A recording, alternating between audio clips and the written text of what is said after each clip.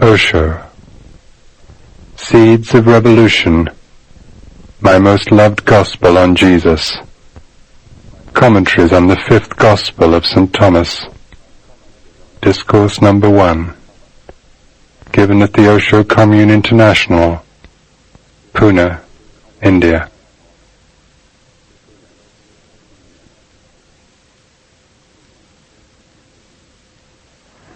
Bhagwan, the disciples said to Jesus, "Tell us what the kingdom of heaven is like." He said to them, "It is like a mustard seed, smaller than all seeds, but when it falls on the tilled earth, it produces a large branch and becomes shelter for all the birds of heaven."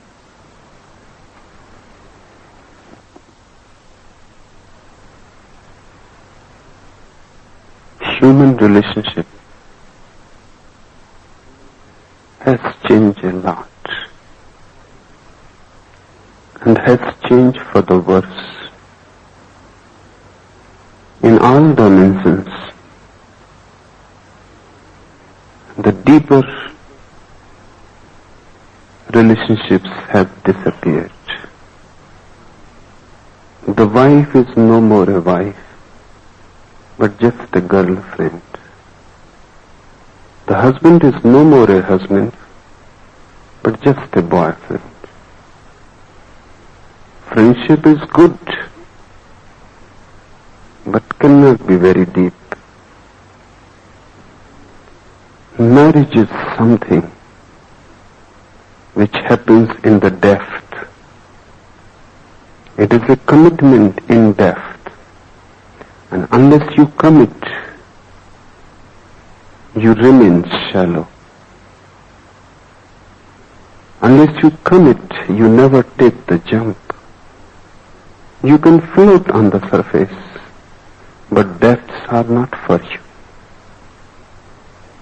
Of course, to go into the depth is dangerous, bound to be so.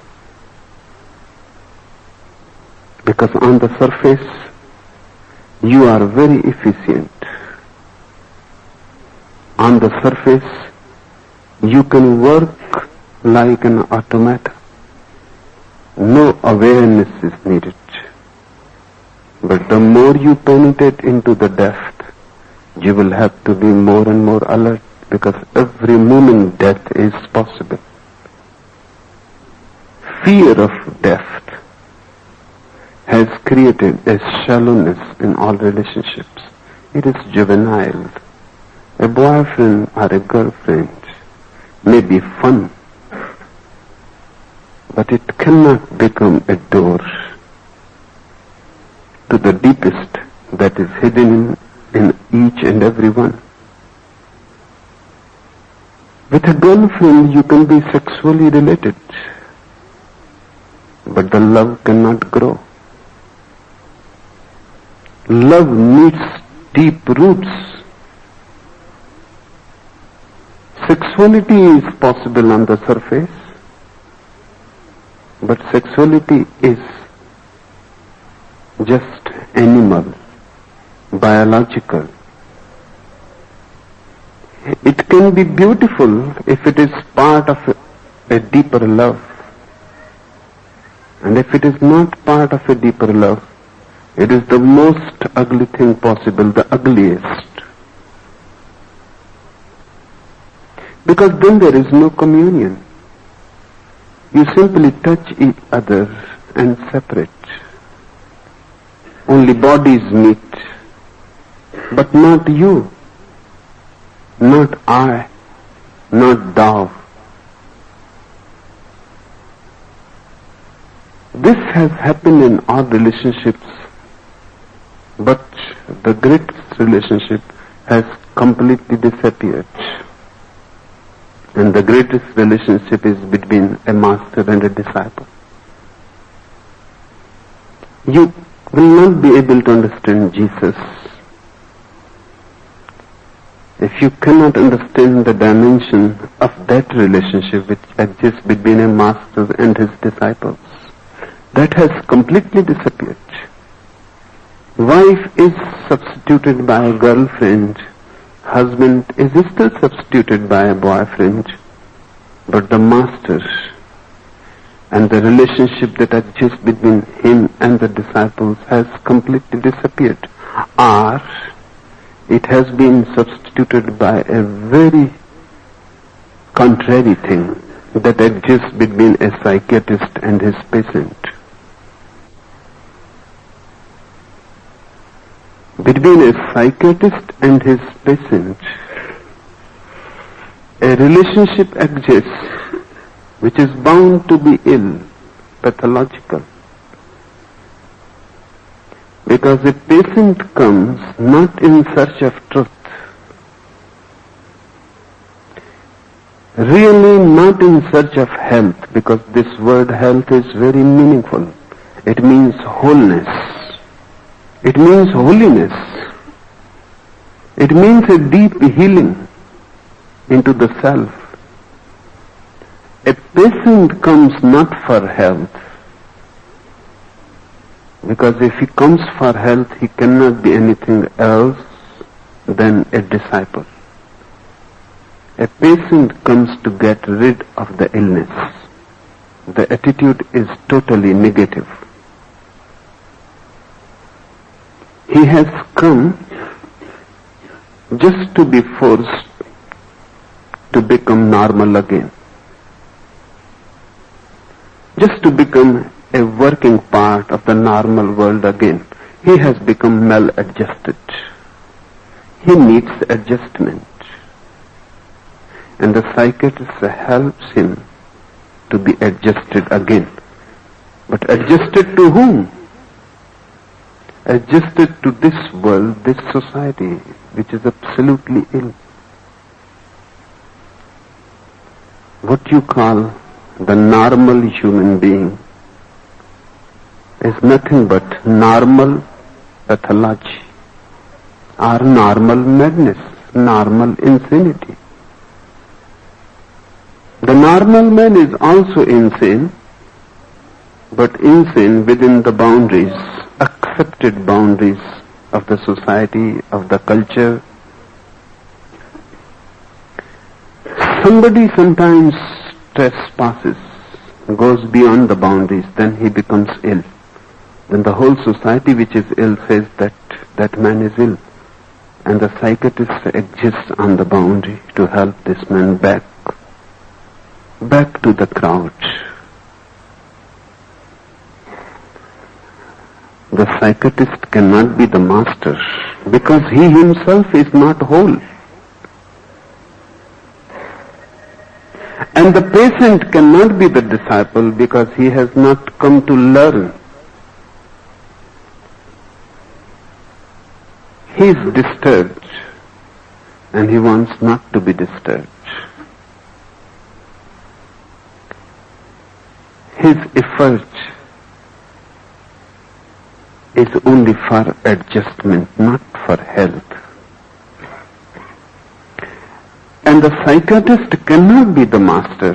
He is pretending in the West, and sooner or later he will pretend in the East also that he is the master, but he cannot be. He himself is ill.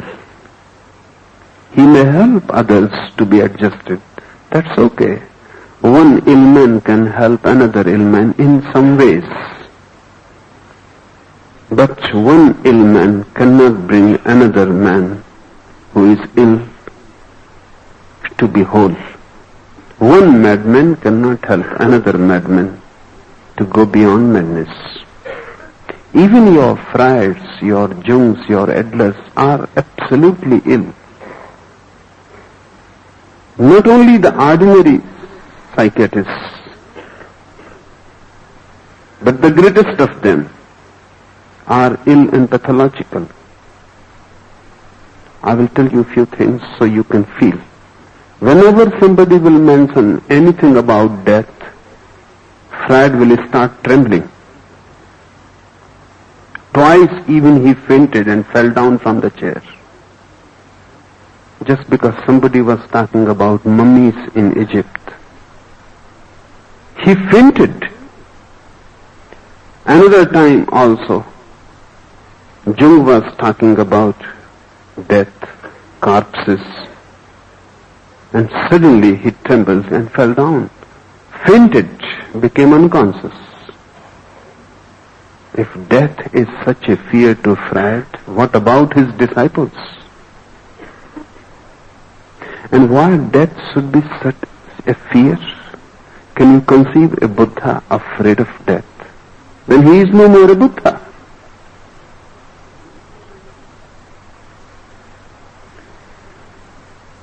Jung has reported that many times he wanted to go to Rome to visit the Vatican, and particularly the library, Vatican's library, which is the greatest, which has the secret most records of all the religions that have existed, which is rare. But whenever he will go to purchase the ticket, he will start trembling. Just going to Rome, what will happen when you go to moksha? And he will cancel the ticket and come back. He never went. Never. Many times he tried, and in the end he decided, no, I cannot go. What is the fear going to Rome? Why a psychiatrist is afraid of going to religion? Because Rome is just the symbol, the representative. And this Jung has created a philosophy around his mind, and that philosophy is afraid of being shattered. Just as if a camel is afraid to go to the Himalayas. Because when a camel comes near the Himalayas, for the first time he comes to know that he is nothing. This whole philosophy that Jung has created is just childish. Because man has created so vast and cosmic systems. And all those systems are in ruins now. The fear is going to Rome means going to the ruins of the great systems that the past has created. What about your small system? What about this small corner that you have cleaned and decorated? What about your philosophy? Great philosophies have tumbled down and gone to dust. Go to Rome, see what has happened. Go to Athens, see what has happened. Where are the schools of Aristotle and Plato and Socrates? All have disappeared into the dust. Greatest systems in the end come to the dust. All thoughts finally prove to be useless. Because thought is just a man-created thing. Only in no thought you come to know the divine. Through thought, you cannot come to know the eternal, because thought is of the time. And thought cannot be of the eternal. No philosophy, no system of thought can be eternal. That was the fear. At least 4 or 5 times, Jung made reservations and cancelled. And this Jung is one of the greatest of psychiatrists. What about his disciples? If he is so afraid of going to Rome, even you are not afraid, not because that you are better than Jung, just only because you are more unaware. He is aware that in Rome his head will come down. The moment he will look at the ruins of all the great systems, a trembling, a fear of death, that what will happen to my system? What will happen to me? Takes the grip. He trembles and comes back. And in his memoirs he writes, and finally I dropped the whole project. I am not going to Rome. And this same happened to Freud many times. He also tried to go to Rome. Then it seems not just a coincidence. And he was also afraid. Why? Freud is as angry as you can be. Freud is as sexual as you can be. Freud is as scared of death as you can be. Freud is as neurotic in his behavior as you can be. So what is the difference? He may be a more intelligent man, maybe a genius perhaps. He can help a little, but he is as blind as you are as far as the ultimate is concerned, as far as the secret-most, the innermost core of being is concerned. No, psychiatry cannot become religion. It may become a good hospital, but it cannot become the temple. It is not possible. And a psychiatrist may be needed because people are ill, maladjusted. But a psychiatrist is not a master. And the patient is not a disciple. And if you come to a master as a patient, then you will miss. Because a master is not a psychiatrist. I am not a psychiatrist. People come to me and they say that I am suffering from this mental anxiety, neurosis, this and that. I say it is okay because I am not going to treat your anxiety. I am going to treat you. I am not concerned with your diseases. I am simply concerned with you. And diseases are on the periphery. And there is no disease where you are. And once you come to realize who you are, all diseases disappear. They are basically because you have been hiding self-knowledge. You have been avoiding yourself, the basic encounter. You have been avoiding. You don't want to look at yourself. Why you don't want to look at yourself? What has happened to you?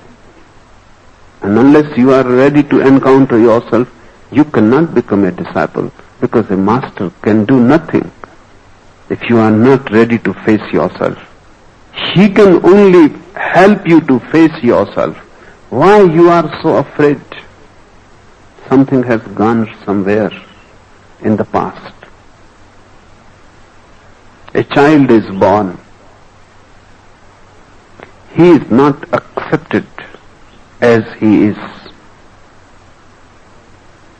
Many things have to be changed. First, he has to be disciplined. He has many parts. With the society, the parents, the mother, the father, they cannot accept. Those parts have to be denied, repressed. Only few parts can be accepted and appreciated. So the child has to work it out. He has to deny his many fragments of being, which cannot be allowed manifestation. He has to deny them so much that he himself becomes unaware of them. This is what repression is, and the whole society exists on repression. A greater part of the being of the child has to be repressed, completely thrown into the dark. But that repressed part asserts, tries to rebel, react, wants to come in the light. And you have to force it again and again back. Because of this, you become afraid to encounter yourself, because what will happen to the repressed part? That will come again. That will be there. What will happen to the unconscious? If you encounter yourself, the unconscious will be there. All that you have denied will be there. And that gives you fear. Unless a child is accepted totally as he is or she is, this fear is bound to remain. But no society has yet existed which accepts a child totally, and no society seems to exist ever which will accept the child totally, because it is almost impossible. So repression is bound to be there more or less. And everybody has to face someday this problem of facing oneself. You become disciple the very day you forget about what is good, what is bad. You forget about what is accepted, what is not accepted. You become a disciple only the day you are ready to expose your whole being to yourself. The master is just a midwife. He helps you to pass through a new birth, be reborn. And what is the relationship between a master and a disciple? A disciple has to trust. He cannot doubt. If he doubts, then he cannot expose himself. When you doubt somebody, you shrink. You cannot expand. When you doubt a stranger is there, then you close yourself. You cannot be open, because you don't know what this stranger is going to do to you. You cannot be vulnerable before him. You have to protect. You have to create an armor. With a master, you have to drop the armor completely. That much is a must. Even before a lover, you may carry your armor a little. Before a beloved, you may not be so open. But with a master, the openness has to be total, otherwise nothing will happen. If you withhold even a little part of you, the relationship is not there. Total trust is needed. Only then the secrets can be revealed. Only then the keys can be offered to you. But if you are hiding yourself, that means you are fighting with the master. Then nothing can be done. Struggle is not the key with the master. Surrender is the key. And surrender has disappeared from the world completely. Many things have helped it. Since 3-4 centuries, man has been taught to be individualistic, egoistic. Man has been taught not to surrender, but to fight, not to obey, but to rebel. Man has been taught not to trust, but to doubt. There has been a reason for it, because science grows through doubt. Science is deep skepticism. It works not through trust. It works through logic, argument, doubt. The more you doubt, the more scientific you become. The very path is opposite to the religious path. Religion works through trust. The more you trust, the more religious you become. And science has worked miracles. And those miracles are very visible. Religion has worked greater miracles, but those miracles are not so visible. Even if a Buddha is there, what you can feel, what can you see? He is not visible. Visibly, he is just a body. Visibly, he is just as mortal as you are. Visibly, he will become old and die one day. Invisibly, he is deathless. But you don't have the eyes to see that which is invisible. You don't have that capacity to feel the innermost, the unknown. That's why only trusting eyes by and by start to feel and become sensitive. When you trust means closing these two eyes. That's why trust is blind. Just like love is blind. Trust is even more blind than love. But when you close both these eyes, what happens? An inner transformation happens. When you close these eyes, which see outwardly, what happens to the energy which goes through the eyes? That energy starts moving backwards. It cannot flow from the eyes towards the objects. It starts a turning. It becomes a turning. Energy has to move. Energy cannot be static. If you close one outlet, it starts finding another. When both the eyes are closed, the energy that was moving between these two eyes, through these two eyes, it starts a turning, a conversion happens. And that energy hits the third eye in you. That third eye is not a physical thing. It is just energy that moves through the eyes towards the objects, is now returning towards the source. It becomes the third eye, the third way of seeing the world. Only through that third eye a Buddha is seen. Only through that third eye a Jesus is realized. If you don't have that third eye, Jesus will be there, but you will miss him. Many missed him. In his own town, people thought that he is just that carpenter Joseph's son.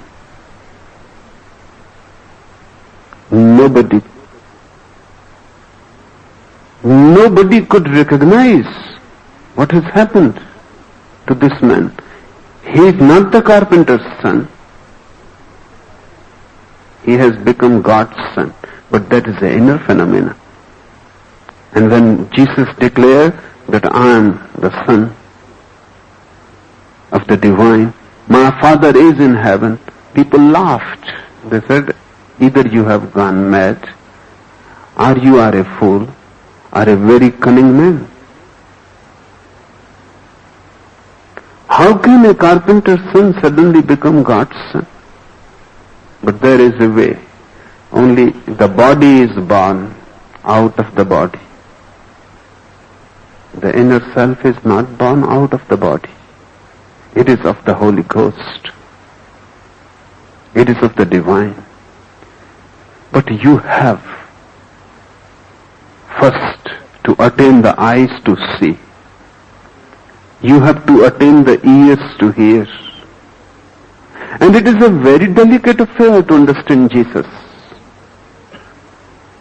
You have to pass through a great training. It is just like classical music. If suddenly you are allowed to hear classical music, you will feel what nonsense is going on. It is so delicate, a long training is needed. You have to be an apprentice for many, many years. Only then your ears are trained to catch the subtle. And then there is nothing like classical music. Ordinary dated music, the film music, is not music at all. It is just noise. And that too foolish. Because your ears are not trained. You live on that noise and you think it is music. But for a classical music, you need very aristocratic ears. A training is needed. The more you are trained, the subtle becomes visible. But classical music is nothing before a Jesus, because that is the cosmic music. You have to be so silent that not a single flicker of thought, not a single moment in your being, only then you can hear Jesus and you can understand Jesus and you can know him. That's why Jesus goes on repeating again and again, those who have ears, they should be able to understand me. Those who have eyes, see, I am here. Why he goes on repeating, those who have eyes see, those who have ears hear? Why? He is talking of some other dimension of understanding. Only a disciple can understand. Very few understood Jesus. That is in the very nature of things bound to be so. Very few. And who were those few? They were not learned scholars, no. They were not professors of the universities, no. They were not pundits, philosophers, no. They were ordinary men. A fisherman, a farmer, a shoemaker, a prostitute. They were very ordinary men. Most ordinary most in the ordinaries. Why these people could understand? There must be something extraordinary in an ordinary man. There must be something special which exists in an ordinary man and disappears in so-called extraordinaries. What is this? A humbleness, a trust. Because the more you are trained in the intellect, the less trust is possible.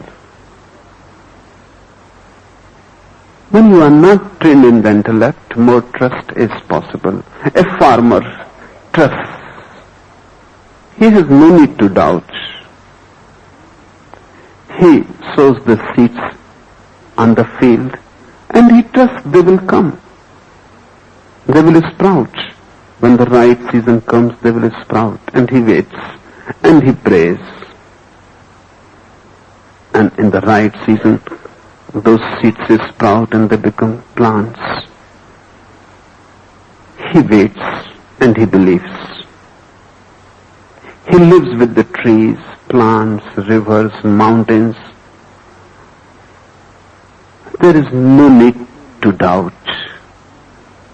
Trees are not cunning. You need not any armor around you to protect. Hills are not cunning. They are not politicians. They are not criminals. You need not any armor to protect yourself. You need not any security there. You can be open. That's why when you go to the hills, suddenly you feel a rapture. From where it comes? From the hills? No. Because now you can put the armor aside. There is no need to be afraid. When you go to a tree, suddenly you feel beautiful. It is not coming from the tree, it is coming from within you. But with a tree there is no need to protect. You can be at ease and at home. The flower is not going suddenly to attack you. The tree cannot be a thief. It cannot steal anything from you. When you go to the hills, to the sea, to the trees, to the forests, you put aside your armor. People who live with nature are more trusting. A country which is less industrialist, less mechanized, less technological, lives more with nature, has more trust in it. That's why you cannot conceive Jesus being born in New York. Almost impossible. Jesus freaks can be born there, but not Jesus. And these freaks are just neurotic. Jesus is just the excuse. No, you cannot think Jesus being born there. It is almost impossible. And if even he is born, no one is going to listen to him. Even if he is there, nobody will be able to recognize. He was born in an age without technology, without science. A son of a carpenter, lived his whole life with poor simple people who were living with nature. They could trust. Jesus comes one day, it is just the morning, and the sun is yet not come up the horizon. Two fishermen are there. They have just thrown their nets to catch fishes, and Jesus comes to the lake and he says, "Look, why are you wasting your life? And I can make you fishers of men. Why are you wasting your energy in fishing fishes? I can make you catchers of men, fishers of men. Come, follow me."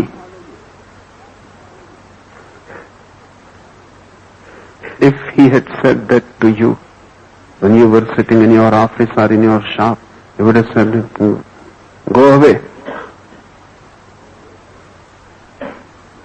I don't have any time, don't waste my time." Those two fishermen looked at Jesus. They looked at Jesus without any doubt. The sun was rising and the man was beautiful, this man Jesus.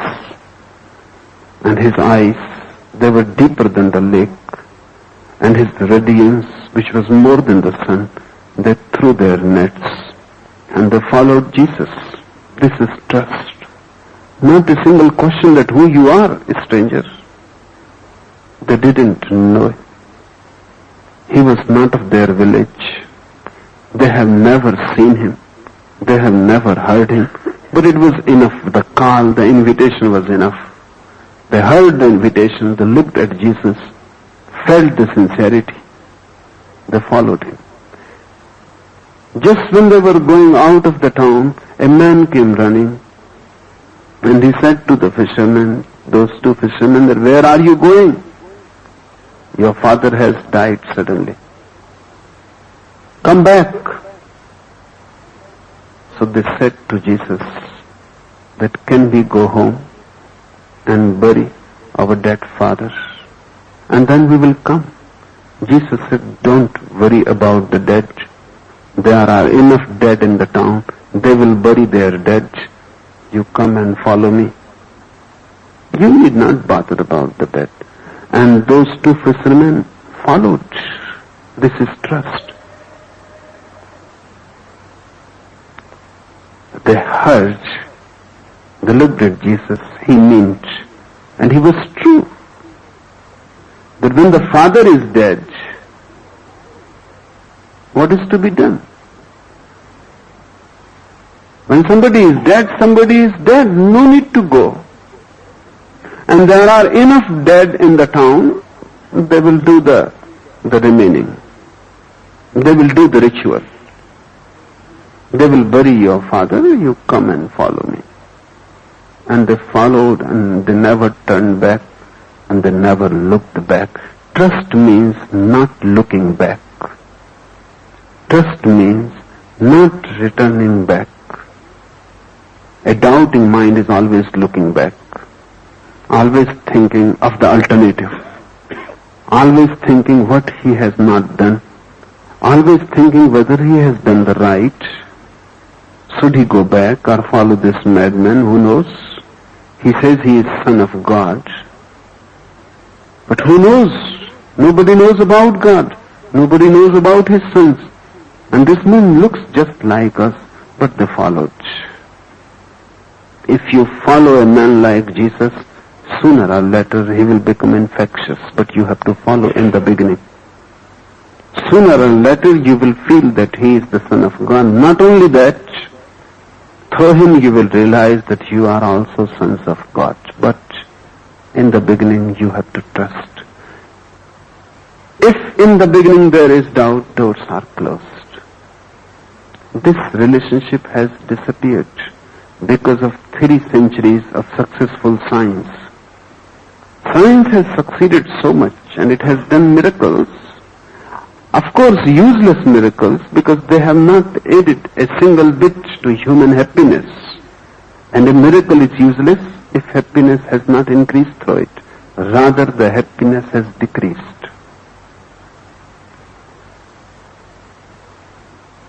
The more technology, the more comfort, but less happiness. This is the miracle that science has done. The more things can be done by the mechanical devices, the less you are needed. And the less you are needed, the more you feel futile, useless, meaningless. Sooner or later the computer will replace you. Then you are not needed at all. Then you can go and commit suicide. The computer will do everything. Happiness comes out of being needed. When you are needed, you feel happy because you feel a meaning of your being. You feel a meaning of your life. You feel that you are needed. Without you, things will be different. But now, without you, nothing will be different. Rather, things will be better without you. Because machines can do everything better than you. You are just a hindrance. Just out of date thing. Man is the most out of date thing today. Because everything every year comes in a new edition. A new model comes to the forge. A new model to everything. Only man remains the most out of date model. Amidst so many new things, you are the only old thing.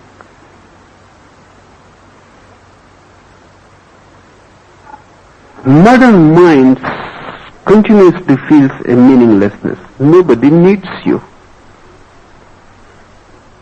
Even children won't need you because the government, the welfare government will take care of them.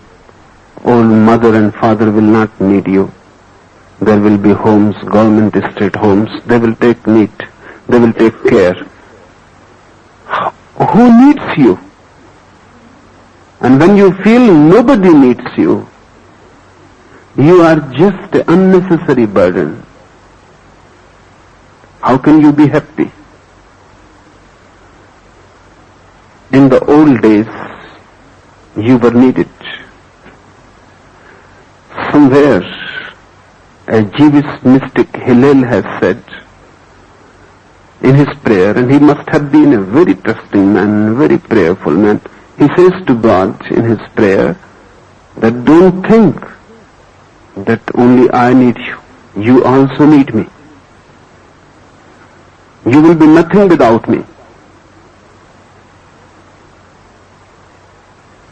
If Hillel is not there, who will pray? Who will look up to you? I am a must. So remember this. I need you, that's right. You also need me. When the whole universe needed you, even the God, then you had a meaning, a significance, a fragrance. But now nobody needs you. You can be disposed easily. You are nothing. Technology has created comfort and made you disposable. Technology has made you better houses, but not a better man. Because better man needs some other dimension, and that dimension is not of mechanics. That dimension is of awareness, not of mechanicalness. Science cannot create a Buddha or a Jesus. Science can create a society in which a Buddha will become impossible. Many people come to me and they ask, why no more Buddhas are now, no more Tirthankaras, no more Jesus? Because of you. You have created such a society, it becomes more and more impossible for a simple man to exist, for an innocent man to exist. And even if he exists, you will not recognize. Not that Buddhas are not there, difficult, but they are there. You may be passing them every day when you go to your office, but you cannot recognize. You are blind. Trust has disappeared. Remember this, that Jesus lived in an age of trust, a deep trust. His whole glory, his whole significance can be understood only that through that dimension of trust. Now, we should enter this small piece of Jesus saying, the disciples said to Jesus, tell us what the kingdom of heaven is like. They were not questioners. They were not curious people. They were not going to argue. Their question was innocent. When a question is innocent, only then a Jesus can answer it. When a question is innocent, do you know? If you have already the answer, then the question is not innocent.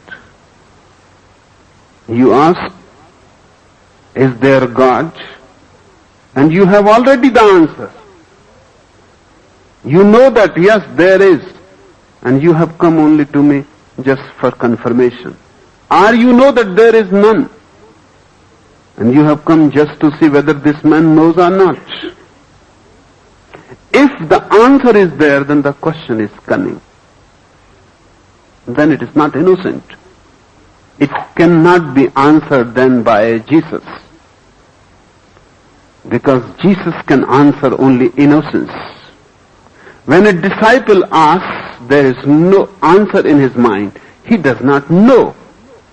He simply does not know. That's why he is asking. Remember that. When you ask something, remember well, are you asking because you have already an answer? Are you asking through your knowledge? Then there can be no meeting. Then even if I answer, the answer will never reach you. You are not empty enough to receive the answer. The answer is already there. You are prejudiced, poisoned already. There are two types of questioning. One out of knowledge, then it is useless. A debate is possible, not a dialogue. But when you ask out of ignorance, knowing well that you don't know, when you know that I don't know and ask, you have become a disciple. Now it is not going to be an argument. You are just thirsty and you ask for water. You are hungry and you ask for food. You don't know and you ask. You are ready to receive. A disciple asks knowing well that he doesn't know. When you don't know, you are humble. When you know, you become egoistic. And Jesus cannot talk to the egos. The disciples said to Jesus, disciples mean those who were fully aware they don't know. Tell us what the kingdom of heaven is like. Jesus continuously talked about the kingdom of heaven. That created much trouble. The very terminology created much trouble.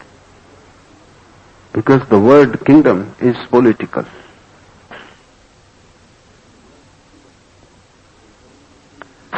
And politicians became afraid. That's why he was crucified. Because they thought that this man is talking about some kingdom which is going to the earth. And this man is talking that I am the king of that kingdom. This man is trying to create a revolution, an overthrow of the government. This man wants to create another kingdom. The king the viceroy, the officers, the priests, they all became scared. And this man was influential because people listened to him. And people not only listened to him, whenever they listened to him, they were transformed. They became aflame. They were totally new. Something happened within them. So the priests, the viceroy, the Pontius Pilate, Herod the king, and the whole government, the secular government and the sacred government both became scared of this man. This man seems to be dangerous. Such an innocent man there never was. And he looked dangerous. He was misunderstood. But there is always possibility of a Jesus being misunderstood. The problem is he has to use your language. There is no other language. And whatsoever he says, he has to say in your words. There are no other words. And your words already are too much burdened. They carry too much meaning already. They are too much loaded. He was talking simply kingdom of God, kingdom of heaven. But kingdom, that word is dangerous. Kingdom gives a hint of some politics. Jesus was not a revolutionary of this world.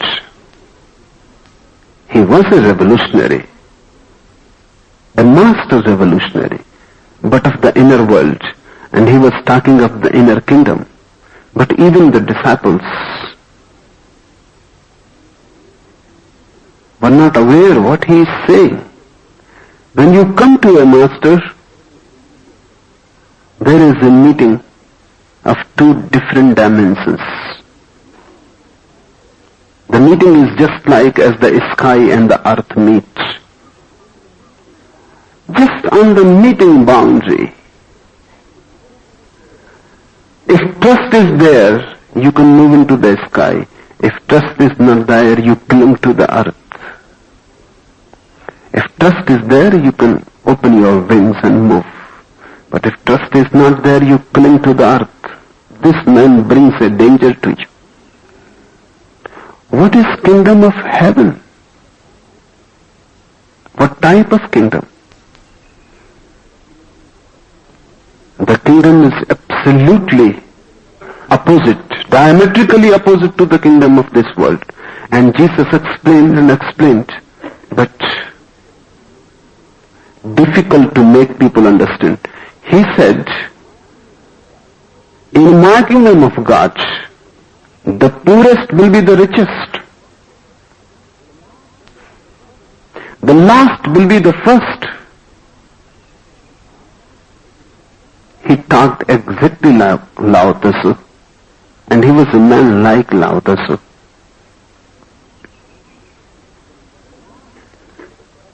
The last will be the first in my kingdom of God. He is saying the humblest will be the most significant, and the poorest will be the richest. And one who is not recognized at all here will be recognized there.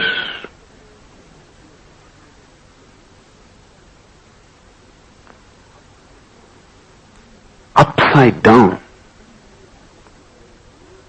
It has to be so. You stand near a river, and the river is silent, and there are no ripples. You look at your reflection. It is upside down. Reflection is always upside down. In this world, really we are upside down. And if we have to be put right, everything has to be put right side up. But that will look as if everything is going to be upside down. A chaos is needed. Buddha becomes a beggar, the last man. He was a king. But the kingdom of God belongs to the last. He left the kingdom of this world because the kingdom of this world is just useless. It is a meaningless burden. You carry it, but it is not a nourishment. It destroys you. It is a poison. It may be very slow poison, so you cannot feel it. One man was drinking,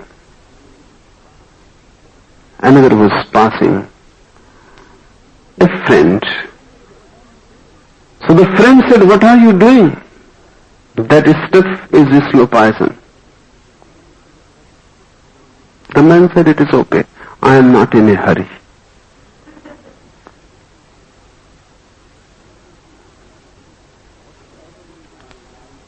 Whatsoever you call life is a slow poison, because finally it comes to death. It kills you. It never does anything else. You may not be in a hurry, but that doesn't make any change in the quality of the poison. It may be slow. You may not be in a hurry, but still it will kill you. The kingdom of this world belongs to death. The kingdom of heaven belongs to eternal life. So Jesus says, "Those who are ready, come to me. I will give you life abundant." Jesus passed through a village. He was thirsty. And then he came to a well. A woman was drawing water from the well, and he said, "I am thirsty, give me a little water to drink." The woman said, "But I belong to a very low caste, and it is not allowed, and I cannot give you water." Jesus said, "You don't worry, you give me water, and in exchange I will also give you a water of my well. And once you drink out of it, you will never be thirsty again."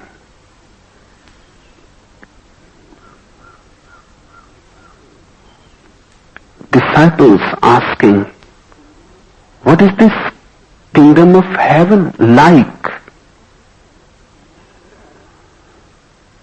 Because that which is not known to us can be explained only in terms of like. Hence, all myth.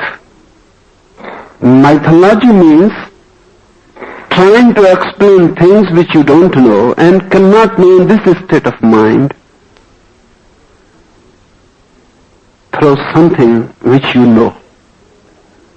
Trying to explain the unknown in the terms of the known is myth. Bringing some understanding to you where you are. The kingdom of heaven cannot be explained directly, immediately. It is impossible. Unless you enter it, there is no way to say anything about it. Whatsoever is said will be wrong. The truth cannot be said. Then what Jesus, Lao Tse and Buddha are doing continuously for years? If the truth cannot be said, what they are doing? They are trying to explain to you something which cannot be explained through some symbols which you know. Trying to explain the unknown through the known. This is the most difficult thing in the world. Parables, myth, stories. And there are foolish people who try to analyze a myth, dissect, and say that this is a myth, this is not truth.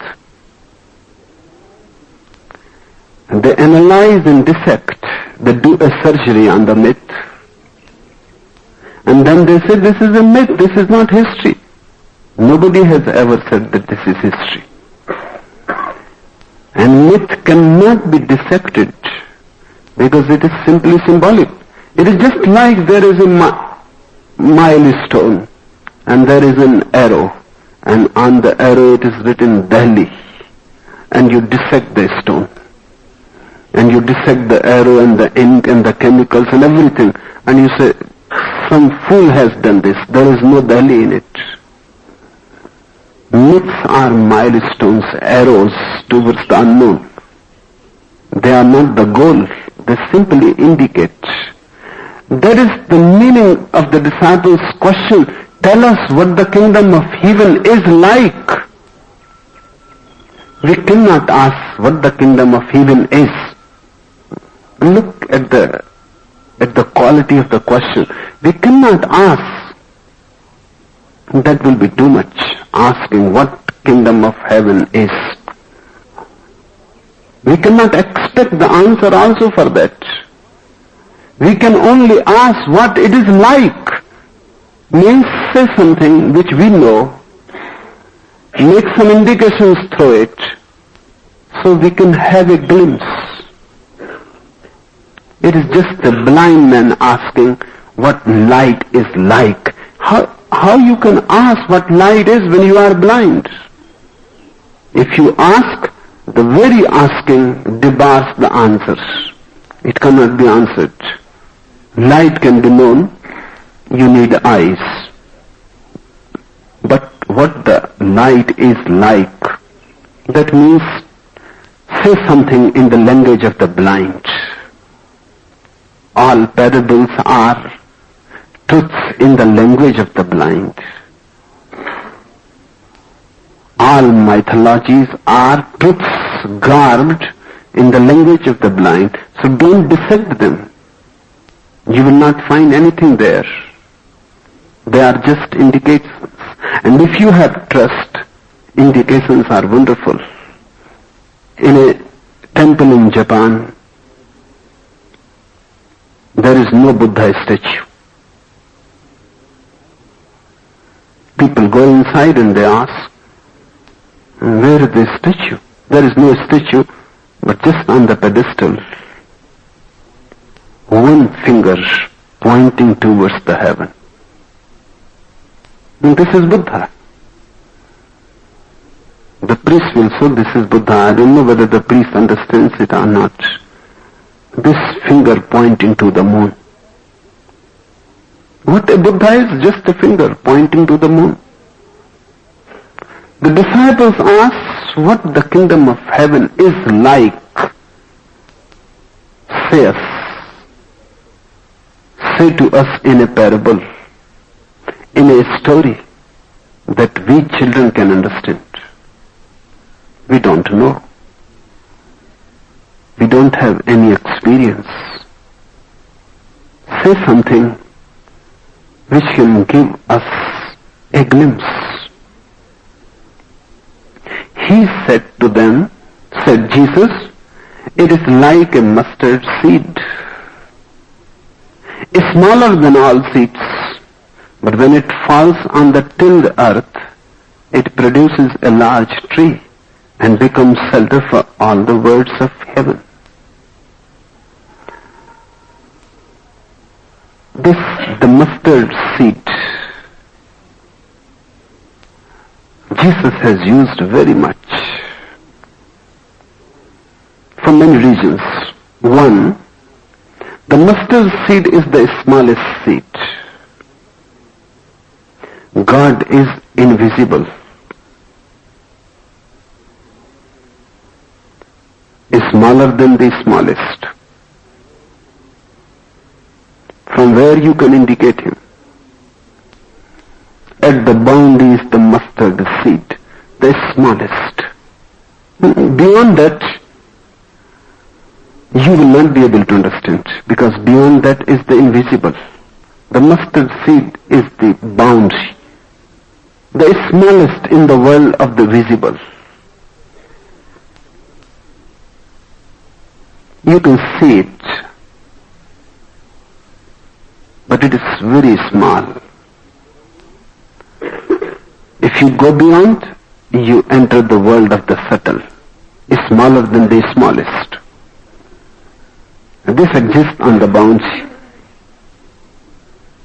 And this mustard seed is not only the smallest, it has a very mysterious quality. When it grows, it becomes the biggest of tree. So it is a paradox. The seed is the smallest and the tree is biggest. God is the invisible and the universe is the most visible. The universe is the tree and God is the seed. God is the unmanifested and the universe is the manifested. If you break down a seed, you will not find the tree there. You can dissect it. You will not find a tree hidden there. And you can say there is no tree. And people were just foolish, talking that a great tree is hidden in this seed. There is nothing. This is what analysts have always been doing. You tell them that this flower is beautiful, they will take it to the lab. They will dissect it to find where the beauty is. They will come upon chemicals and other things, and they will dissect and analyze, and in many bottles, and they will label different fragments of the flower. But there will not be a single bottle in which they will find beauty. No. They will come out of the lab and they will say, you must have been in some illusion. You dreamed. There is no beauty. I have dissected the whole flower. Nothing has been left. And there is no beauty. There are things which are known only in their wholeness. You cannot dissect them. They are greater than their parts. And this is the problem. A basic problem for those who are in search of truth. Truth is greater than all the parts joined together. It is not just the sum of parts. It is greater than the parts. A melody is not just the sum of all the notes, of all the sounds. No, it is something greater. When all the notes meet, a harmony is created. A harmony becomes manifest which was not there in single notes. I am speaking to you. You can dissect my words. They will all be found in a dictionary. But you cannot find me in the dictionary. And you can say all the words are here. So why bother? It happened once, Mark Twain went to listen to a friend who was a priest. The friend was insisting for many days. He was one of the greatest orators, a very poetic orator. And he was appreciated very highly. Whenever he will speak, the church will be overcrowded. But Mark Twain never came to listen to him. The friend insisted again and again, then Mark Twain said, okay, I am coming this weekend. On the Sunday, he prepared the best. All that was beautiful in his mind he arranged, because Mark Twain was coming. And Mark Twain sat just in front. And the priest delivered his best speech ever. He brought his whole energy to it. It was really beautiful. It was a symphony. It was a poetry. But he became by and by afraid, apprehensive, because Mark Twain was sitting there as if dead. Not even a glimpse of appreciation came to his face. The people clapped so many times. They were ecstatic. And just Mark Twain was sitting there, not at all giving any indication that he has been impressed this way or that, neither negative nor positive. He remained indifferent. And indifference is more deadly than negative attitudes. Because if you are against, at least you have some attitude towards it. If you are against, you give some meaning to it. But if you are indifferent, you say this is absolutely useless, not even worth to be against it. Then the speech finished. Mark Twain came back in the car with the priest. The priest could not ask. They remained silent. Just when Mark Twain was getting out of the car, the priest said, "You have not said anything about my lecture." Mark Twain said, "It is nothing new. I have a book in my house, and you have simply copied from it. This lecture is borrowed, and you cannot fool me. You can fool those fools there in the church. I am a man of letters, and I study, and by chance, only the last night I was reading that book." The priest couldn't believe it. He said, "What are you saying? I have not copied it from anywhere. It is impossible." Mark Twain said, "Every word that you said is there, and tomorrow I will send the book." Tomorrow he sent a copy of a big dictionary. And he said, "You can find all the words."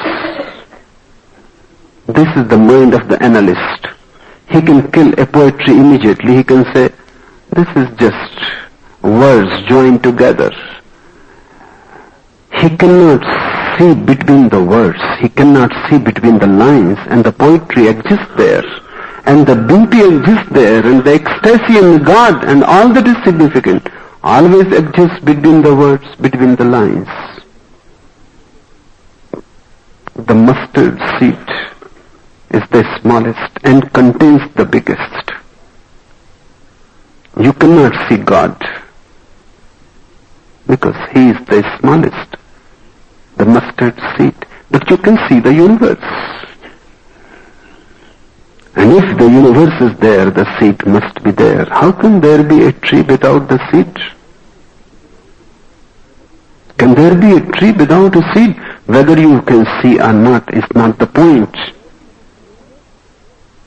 Can there be this universe without a final cause, a source? The Ganges is there. Can the Ganges be there without a source? And this vast universe, and you think it can be without a source?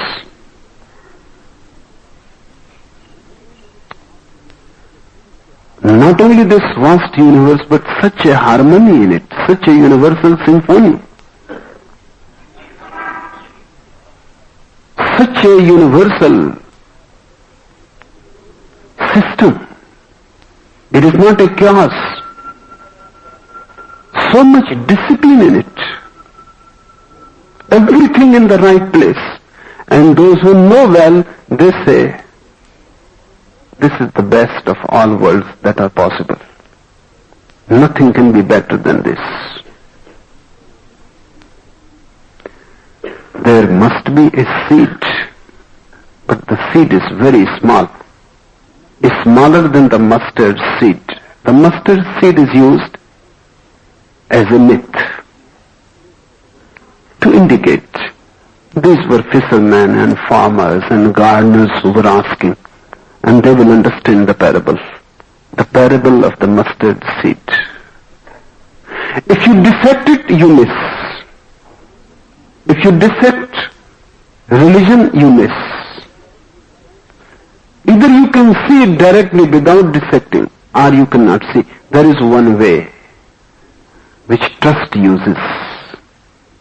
In the seed you cannot see the tree, but you can go and sow the seed in the ground.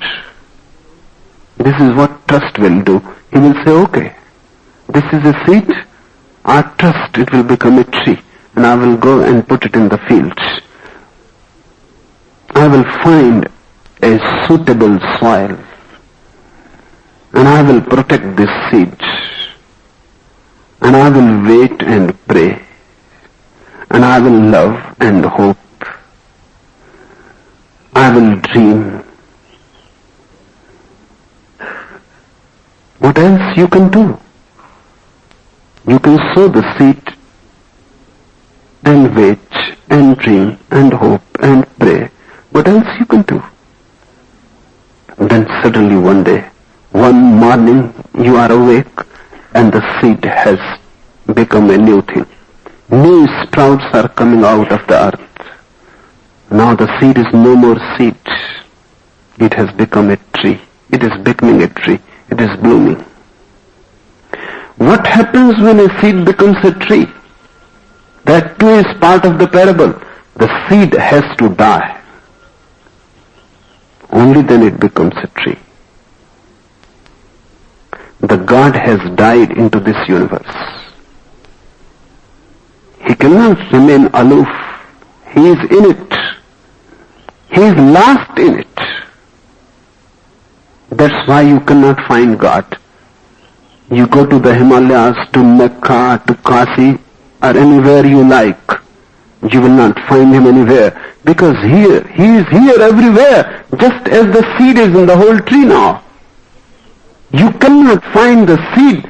The seed has died into the tree and become the tree. The God has died into this universe, into this existence, and has become the cosmos. He is not a separate thing. He is not like a carpenter who makes something and remains separate. That's not possible. He is like a seed. The tree grows out of it, but then it disappears into the tree. You can find God again only when this tree will disappear. Hindus have been saying that you can find God in the beginning of creation, or you can find at the end of the creation. In the beginning, when the world is not, the seed is there. But you are not there to find him. Because you are part of the tree, you are leaves of the tree. Or he will be there in Pralay, when the whole world dissolves, when the tree becomes old, dies. And this is happening in every tree. When the tree becomes old, new seeds come again, millions of seeds. In Pralay you will find millions of gods again. But then you will not be there. That's the problem. There is only one way to find the God. If you can find him here and now on every leaf, only then you can find him. If you are looking for a particular image, a Krishna, a Ram, then you will not find. They are also leaves, of course, more beautiful, more alive, more green, because they have realized God, that he is everywhere. When Jesus says the kingdom of God is like the mustard seed, he is saying millions of things. That's the beauty of a parable. You say nothing, you say not much, and you say many things. When the seed dies, the universe is there. When the seed dies, the tree is there. This is the kingdom of God. Here is the kingdom of heaven. And if you are looking for it somewhere else, you are looking in vain. If you want to look into the kingdom of God, you also become like a seed and die. Suddenly, the tree is there, you are no more, and God is there. You will never encounter God. If you are there, God is not there, because the seed is there. When you disappear, God is there. So there is no encounter really. When you are not, God is there. Emptiness in your hand, then God is there. You no more, then God is there. Again a paradox. The seed contains the tree, but the seed can kill the tree also. If the seed becomes too much egoistic, If the seed thinks I am enough, and if the seed becomes afraid of death, then the very container will become the prison. Then the very cell that was protecting the tree, before it reaches to the right soil, will become the prison. And then the tree will die and the seed. You are like seeds who have become prisons. A Buddha is a seed, a Jesus is a seed who is not a prison. The seed, the cell has died. Now the tree has sprouted. He said to them, it is like a mustard seed, smaller than all seeds. But when it falls on the tilled earth, it produces a large tree and becomes shelter for all the birds of heaven. But when it falls on the tilled earth, right earth is needed. Just dying of the seed won't do. You can die on a stone. Then there will be no tree. There will be simple death. You have to find right soil, right earth. That is the meaning of discipleship. This is a training. Discipleship is a training, a learning to become a tilled right earth. The seed is there, but the right earth has to be found. You have the tree within you. The Master can only give you the right earth. He can till you. He can throw the weeds out. He can make the soil worthy to receive. He can make the soil rich with fertilizers. He is a gardener. You contain all, but still you will need a gardener. Otherwise you go on and go throw the seeds anywhere. Then they fall on the cement road and they will die there. Or they will fall on the path and people will walk over and they will die. Somebody is needed when you are dying who can protect you. Look, when a child is born, you need a midwife. Nobody says that without midwife it will be good. The midwife is needed because the moment is very delicate. Greater is the moment when the truth is born. Greater is the moment when God is born in you. Greater than all births. The Master is nothing but a midwife. Otherwise, many things are possible. Miscarriage may happen. The child may die before it is born. A master is to protect because the new sprout is very delicate, helpless. Anything can happen to it. It is very dangerous. But if you trust, and trust is needed, there is no other way. If you doubt, then you will shrink and the seed will never die. If you trust, the seed dies. Because the seed cannot know the tree, that is the problem. The seed wants to be certain that if I die, I will become the tree. But how can you make the seed certain?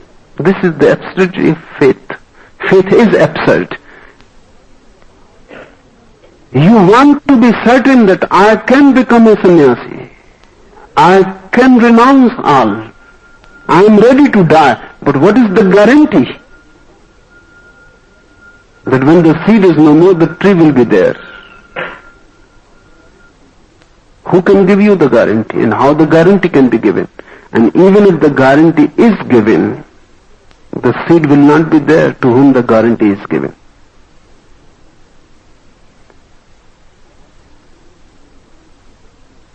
What guarantee can prove to the seed that when it is not there, the tree will be there?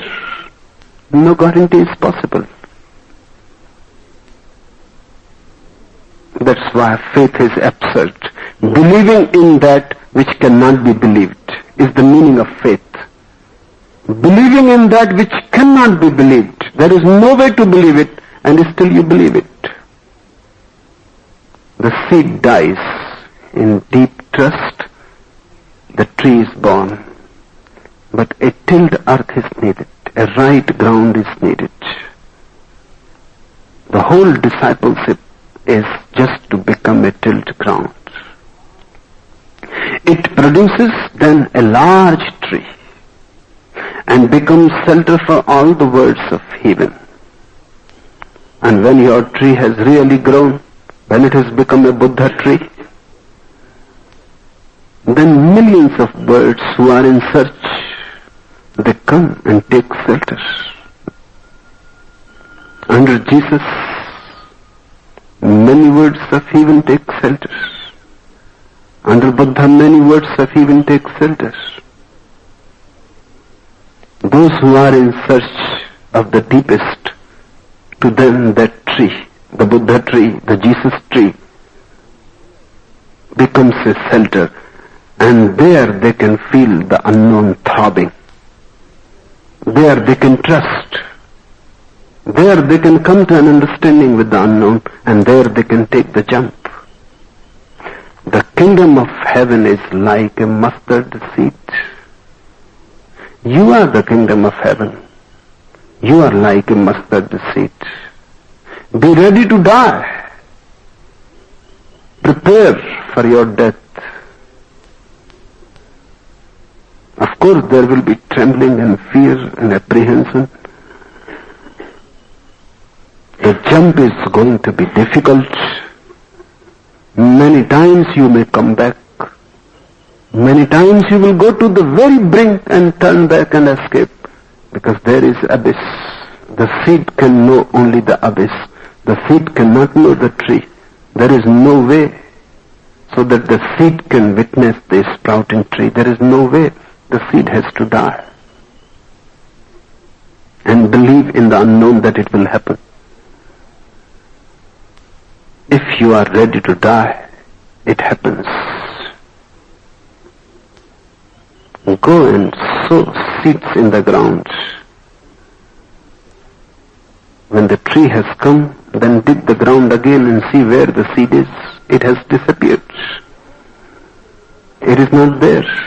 Go and dig in a Buddha, in a Jesus, you will not find the man, the seed.